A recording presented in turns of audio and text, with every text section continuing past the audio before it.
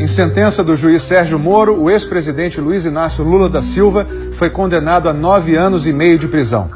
O Fantástico explica agora quais foram os tipos de provas usados por Moro para chegar a essa decisão inédita. Se alguém tiver uma prova contra mim, por favor, diga. Eu ficaria mais feliz se eu fosse condenado com base numa prova. Mas na sentença, o juiz Sérgio Moro diz que as provas contra o ex-presidente Lula existem. E ele as detalha nas mais de 200 páginas da decisão.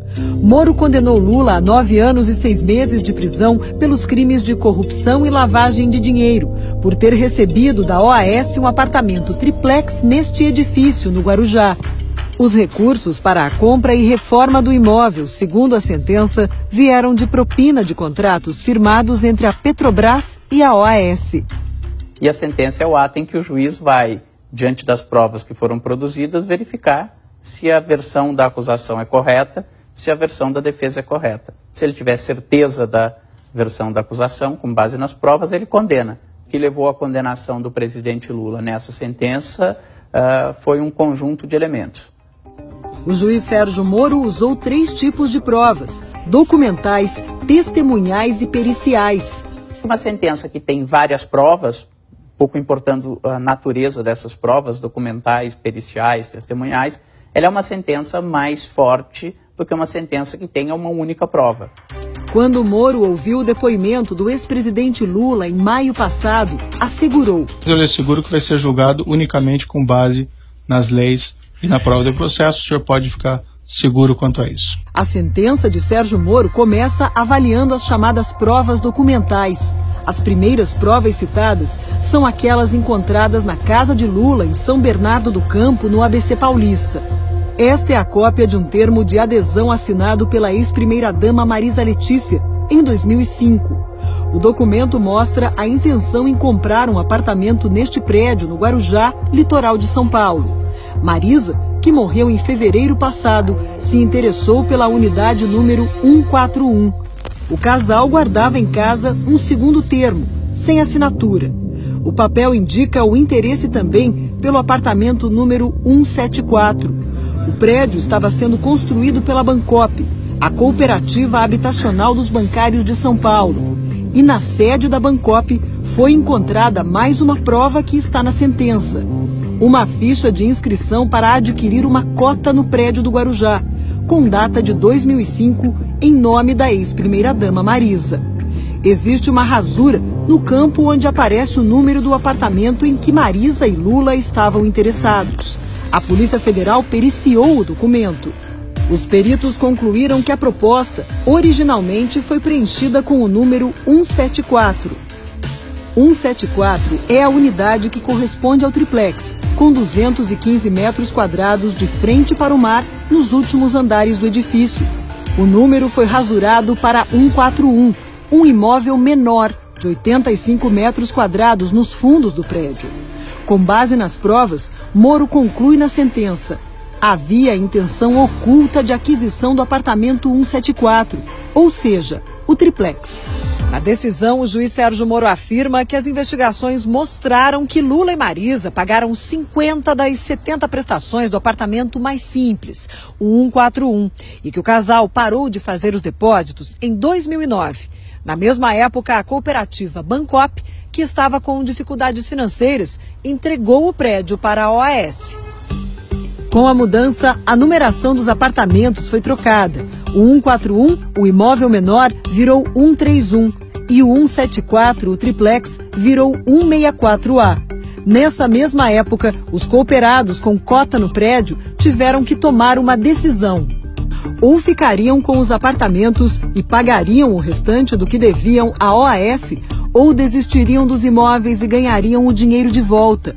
Na decisão, Sérgio Moro diz que há prova documental de que Lula e Marisa não realizaram nenhuma opção, nem foram cobrados a fazê-la. E que, interrogado, Lula não deu explicações sobre esses fatos. Ele soma tudo isso com o fato de que ele diz que houve uma reforma personalíssima, uma reforma que mesmo funcionários da OAS disseram que é uma reforma absolutamente atípica para os padrões da construtora. O O juiz Sérgio Moro enumera notas fiscais da reforma, todas emitidas para a OAS, para comprovar que a empresa pagou pelas obras.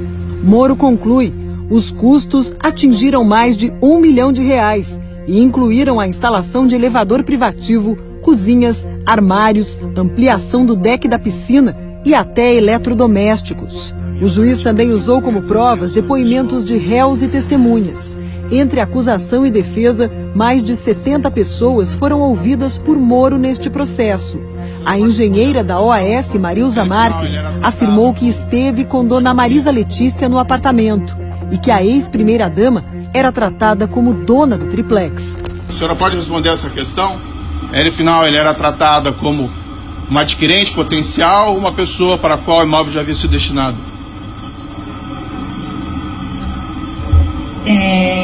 Tratado como se o imóvel já tivesse sido destinado. O principal depoimento é de um réu no processo, Léo Pinheiro, ex-presidente da OAS, que está preso. No interrogatório a Moro, Léo Pinheiro disse que o triplex sempre esteve reservado a Lula. Isso virou uma prova testemunhal. Nunca foi colocada a venda pelo OAS. Desde lá de 2009. Desde 2009. Eu tinha uma orientação para não colocar a venda que pertenceria à família do presidente. Léo Pinheiro disse também que foi o próprio ex-presidente que pediu para conhecer o imóvel. E ele disse: olha, eu gostaria de ir com minha esposa visitar o apartamento. Você pode designar alguém e tal? Eu disse: não, absolutamente, presidente, eu vou pessoalmente. Esta foto de 2014, revelada pelo Jornal Nacional, mostra Lula e Léo Pinheiro no triplex. Depois dessa visita, começou a reforma, que incluiu a instalação de um elevador e a construção de um deck com piscina. Outros dois ex-executivos da OAS, Paulo Gordilho e Roberto Ferreira, afirmaram ao juiz Moro que acompanharam a ex-primeira-dama e um dos filhos, Fábio, numa outra visita ao apartamento. Pediram para botar uma cobertura na área da churrasqueira, transformar a sauna que eles não usavam em depósito, pedindo para aumentar o deck, pedindo para botar um filme refletivo no vidro que circundava a piscina lá em cima. Uma mensagem trocada entre Gordilho e Léo Pinheiro, obtida depois da apreensão do celular do ex-presidente da OAS, é outra prova documental citada na sentença. Nela, os ex-executivos discutem a reforma do sítio de Atibaia, mas também tratam do triplex, porque as cozinhas dos dois imóveis, pagas pela empreiteira, foram encomendadas à mesma empresa.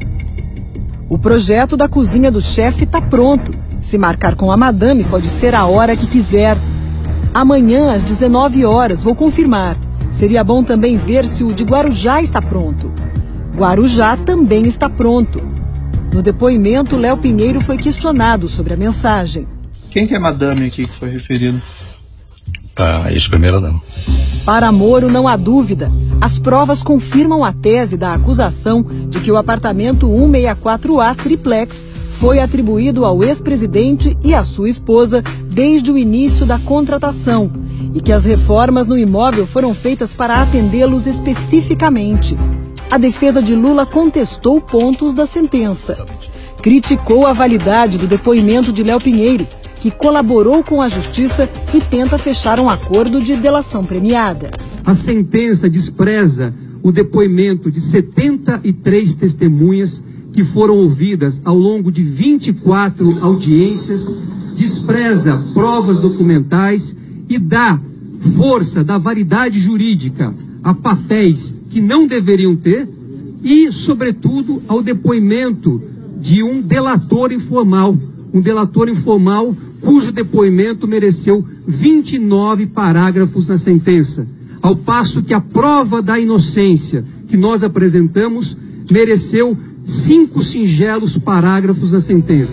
Mas no entendimento da justiça, o fato de alguém ser um criminoso não significa que não possa dizer a verdade. E o juiz Sérgio Moro entendeu que, nesse caso, o depoimento do criminoso, confesso, narrava fatos verdadeiros, porque vinha apoiado também em outras provas que indicavam a mesma coisa. Isto é, que de fato a propriedade do apartamento era do presidente Lula. Os advogados de Lula questionam outro ponto da sentença. A defesa argumenta que provou durante o processo que o apartamento não pertence ao ex-presidente, porque a OAS ofereceu o imóvel como garantia numa operação no mercado financeiro e que a empresa não poderia fazer isso se não fosse ela própria, dona do apartamento. Aquele apartamento triplex jamais poderia ter sido dado ao ex-presidente Lula em 2009, porque ele estava comprometido como garantia a um contrato feito com a Caixa Econômica Federal e outras entidades, dando não só a hipoteca deste imóvel, mas dando 100% dos direitos econômicos e financeiros do imóvel a um fundo ligado à Caixa. Esta prova foi simplesmente tratada de forma superficial e claramente sem nenhum interesse pelo juízo.